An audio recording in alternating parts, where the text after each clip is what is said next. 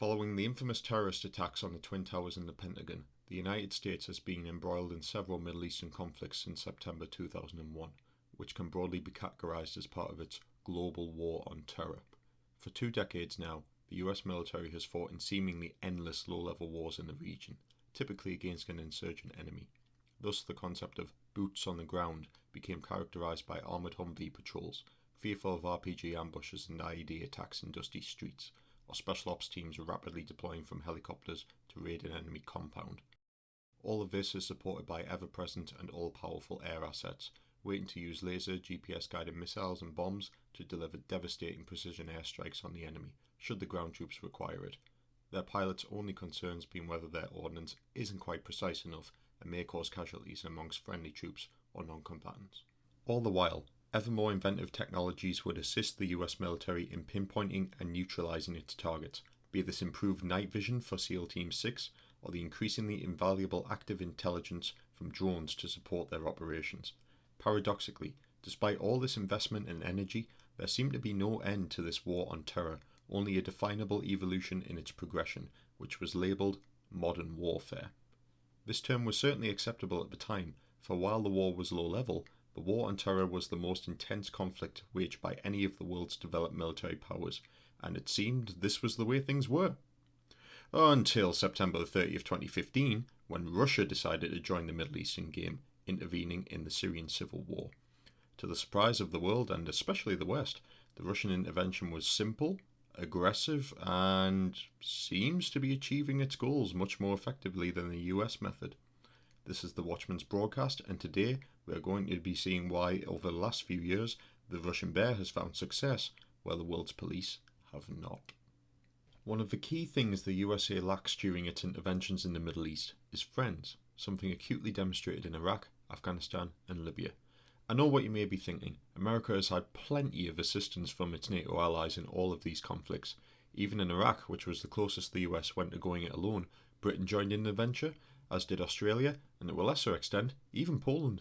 However, these were friends the Americans brought along with them, not friends they had in the countries they were getting involved in. The only local friends the USA could call upon in Iraq were the Kurds, and in Afghanistan, the tribal fighters of the Northern Alliance, officially the United Islamic National Front for the Salvation of Afghanistan. In both countries, these groups proved very useful in overthrowing the regimes hostile to the USA. However, the use of both these groups diminished significantly after the invasion phase concluded and the occupation or peacekeeping phase started. Both the Ba'athist and Taliban governments were destroyed and dismantled entirely, as neither could serve US interests in any capacity post-invasion. Though installing their local allies as replacements may have seemed like a good idea, both were a minority, or at least certainly not the majority. In Iraq, for example, the Kurds represented no more than 20% of the population, thus creating a Kurdish-dominated government would enrage 4 out of 5 Iraqis. Consequently, the USA had to build a new government from the ground up, and the only government it knew was democracy. Despite their best intentions, the Americans would discover it was very hard to establish a democratic government in the Middle East that resembled their own, namely as the societies they now presided over were divided along various tribal and sectarian lines.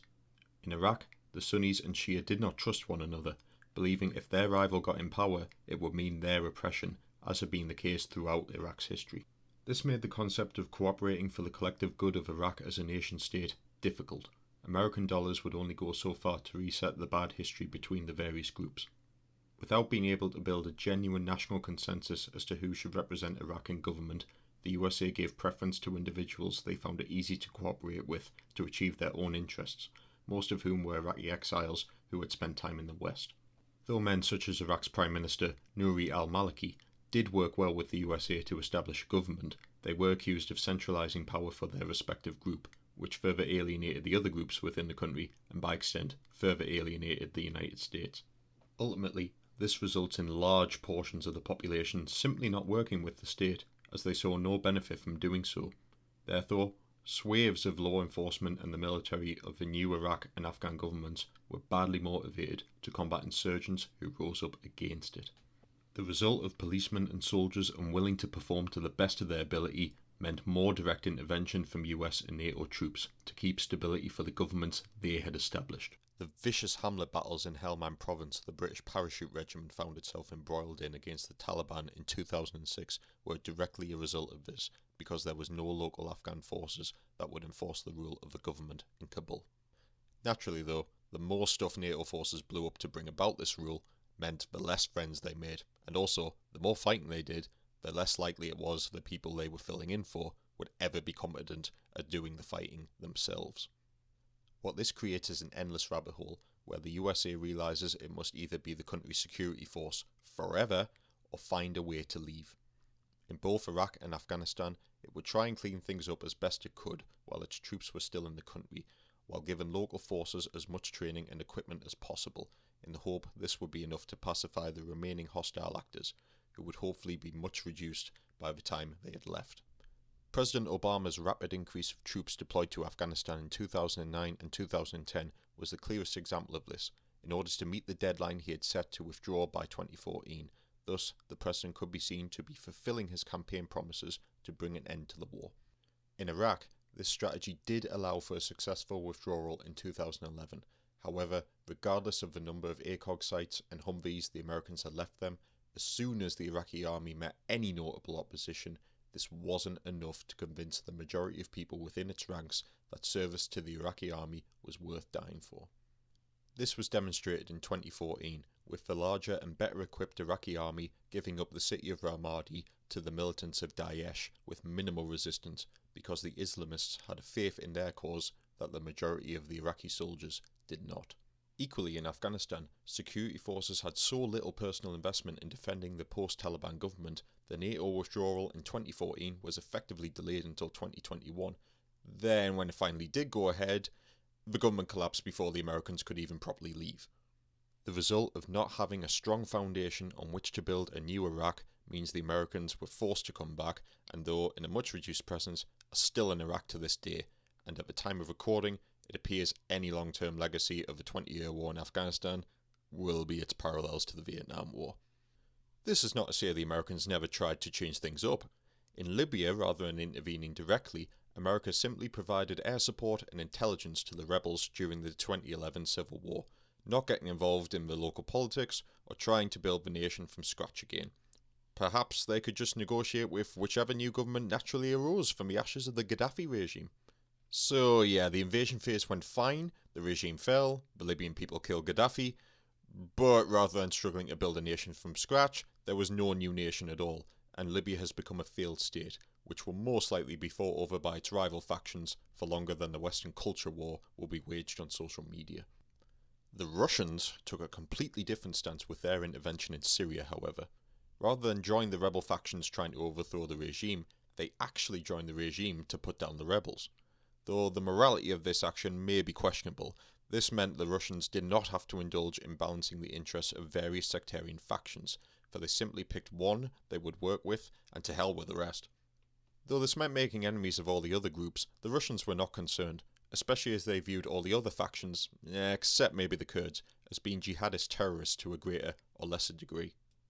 Furthermore, though their enemies were irregular fighters, just as America's enemies were, battle lines were more clearly defined as the war was still raging on, and thus Russia could conduct its intervention in a manner closer to a conventional war rather than an insurgency. Between 2015 and 2020, the Syrian government retook Aleppo, Hama, Homs, Daraa, disputed districts of Damascus, and the entire Syrian desert up to the Euphrates River. All of this was made possible through the support of Russian air and artillery power and tanks, as well as Syrian offensives being spearheaded by elite Russian troops, including Spetsnaz and Marines or naval infantry. Also, unlike the Americans, where the invasion part was easy and it was keeping the peace after the victory where the problems began, the Russians have had very little involvement in suppressing insurgents in reconquered territories. This is because President Assad's troops are well motivated to maintain law and order, as they know if their government falls, they will lose everything, in contrast to the fighters of the pro-US governments who think they are gaining nothing. The servicemen of Assad's regime will most likely be shunned or killed by the new faction that will come to power if they fail, possibly along with their families. This is not to say the occasional Spetsnaz raid or heavy airstrike on Islamic State cells has not been needed when Syrian troops have proved incapable of keeping the peace, but the truth is, aside from a few military police units, no Russian soldiers have been needed to patrol Syria's streets to support the government, while for the West, that is the primary function of their troops. The result is Russian servicemen having very little interaction with the Syrian people, and there is no need for a hearts and minds campaign to win over the population, and struggles with different social norms and cultural norms is kept to a minimum. This brings us on to another key distinction between the US and Russian interventions, their ultimate objectives. Russia's is very simple. Ever since the 1800s, it has strived to find warm water ports to better link itself to global trade, which is something it has largely failed to do until now. The Russian decision to make Latakia their main military outpost in Syria was by no means random. This site was chosen as it granted Russia a vital port in the eastern Mediterranean and would allow it to link with Russia's also recently reacquired ports in the Crimea. Having this port was vital, and therefore to keep it in Russia's hands, they simply needed a friendly government to achieve that, which they already had in Syria. Secondly, despite the port, Syria is ultimately a friend of Russia's on the global stage, and having few friends nowadays, Russia genuinely didn't want to see this ally and loyal arms customer disappear as Gaddafi had in Libya. Thus, Russia only had two objectives which were intertwined: defend the port and defend the regime from anyone and everyone who threatened these two objectives. Now, to say Russia has eliminated the threats to these two priorities would be incorrect, but it has contained them. The rebel factions opposed to the government now reside exclusively within Idlib province in the north of Syria, safely locked away and too diminished to launch any operations that would threaten the Syrian government. Not to mention, if not for Turkey's protection, it's likely these groups would hold no land at all. Thus, aside from the occasional bomb attack or convoy ambush in the desert by Daesh, the Syrian government can function as Russia requires it, and therefore Russia can operate from its port as it wishes. A military presence will always be needed in Syria, but this is not something that will concern Russia any more than it concerns the USA to have a permanent military base in South Korea. And if Russia occasionally needs to flex its now very tall military muscles, so be it. In contrast, trying to understand why the Americans are intervening is something successive US governments and generals have struggled to define the longer the interventions go on, to the point some presidents have made abandoning these wars an electoral campaign promise. Let's take Iraq for example. The original objective was to overthrow Saddam Hussein's government. Whether this was for the purpose of finding WMDs or to acquire oil, I'll leave that up to you. Saddam's government was toppled in little more than 3 weeks. As President George Bush Jr. said, mission accomplished. Yet the Iraq war would go on for another 8 years. Why? This is where things become confused. For reasons already discussed, the governments that emerged post-US invasion are ineffective and chaotic, but US reasons for supporting them seem to be in constant flux. Originally, it was to keep the peace. The phrase, if you break something, you fix it, frequently being used during the initial years of the Iraq War, and it seemed like the First Battle of Fallujah was a result of America fulfilling some moral obligation to ensure they left Iraq a better country than when they found it, to which you say, oh, it's a humanitarian mission. However, with the rise of the insurgent group calling itself Al-Qaeda in Iraq, later Islamic State of Iraq, from 2004 to 2006, the mission was not to peacekeep, but to protect the West from potential attacks in the future if this growing terrorist threat was not checked, before drifting back towards the narrative they were there for the Iraqi people in the later 2000s.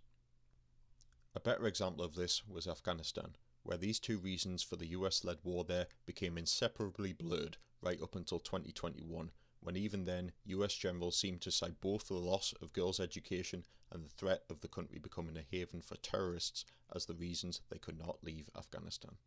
Both of these seem odd, given the original reason the USA became involved in Afghanistan was to exact retribution on the perpetrators of the 9/11 attacks, which was Bin Laden's Al-Qaeda and the Taliban who supported him.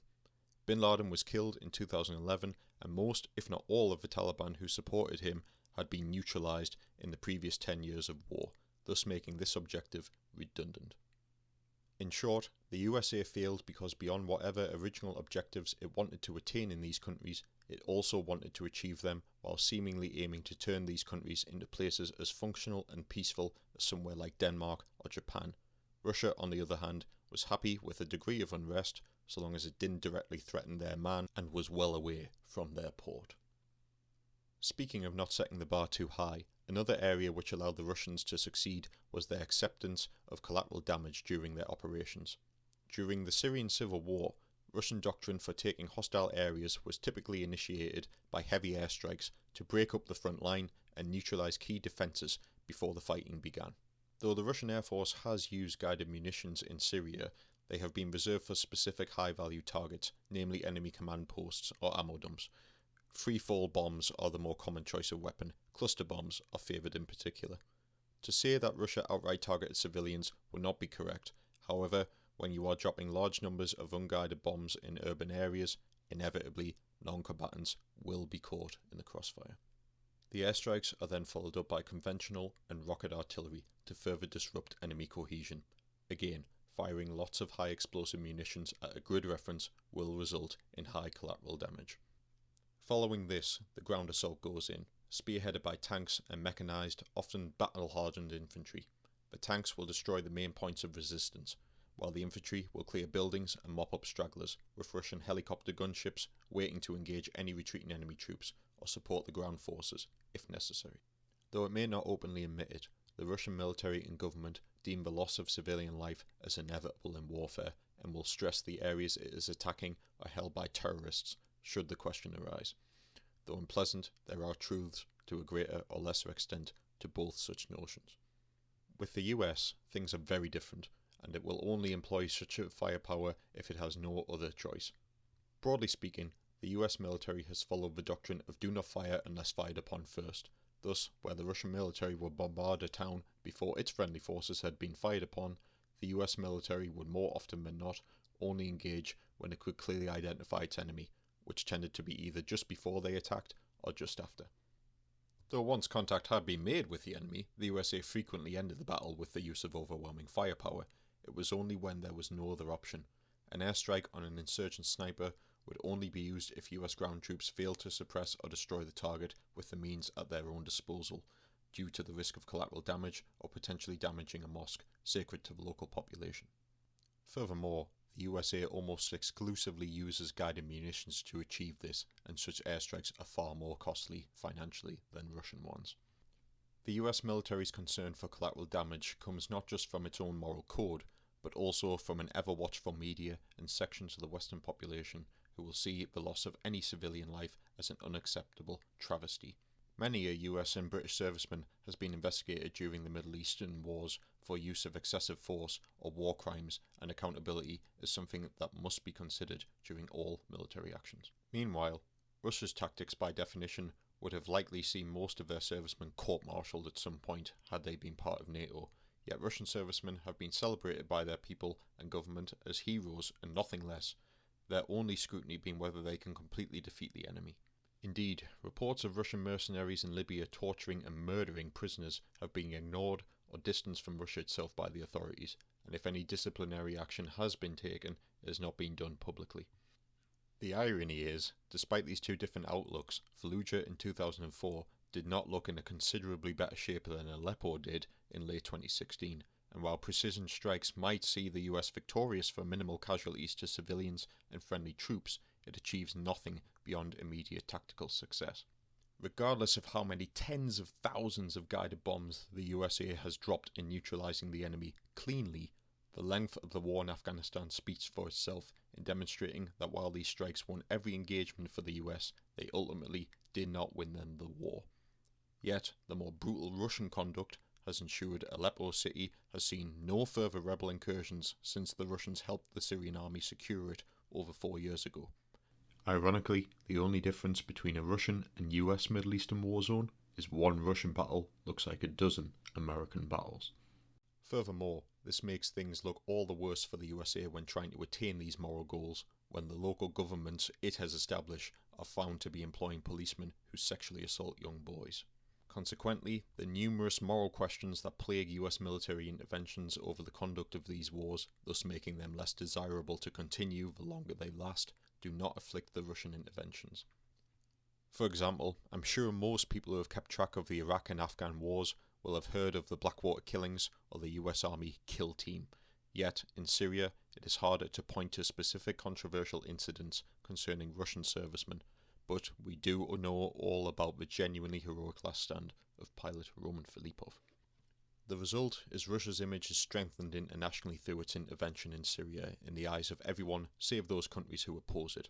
All the while, the US finds itself criticised by allies, enemies, and even its own citizens for its interventions, making the entire project undesirable.